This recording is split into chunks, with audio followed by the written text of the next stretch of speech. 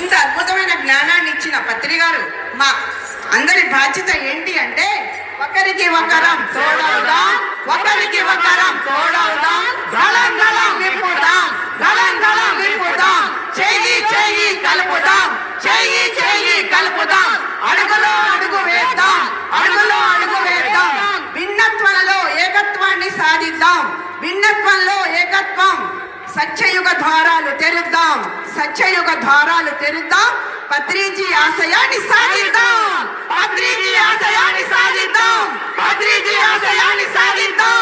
శివహింస మహాపాపం అనే ఒక విధానాన్ని తీసుకొని 84 లక్షల జీవరాశుల స్వాతంత్ర్యం కోసం మరి ఎన్నో శాకాహార ర్యాలీలు నిర్వహించడం జరిగింది.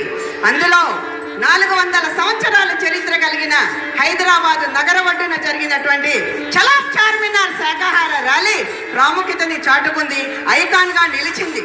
ఆ ర్యాలీ ఇన్స్పిరేషన్ గా తీసుకొని పల్లెల్లోనూ, పట్టణాల్లోనూ, నగరాల్లోనూ, విదేశాల్లోనూ ఎన్నెన్నో శాకాహార ర్యాలీలు చేస్తూ సమస్త జీవరాశుల కోసం మేము ఉన్నామంటూ భరోసా ఇస్తున్నారు మన వాళ్ళందరూ.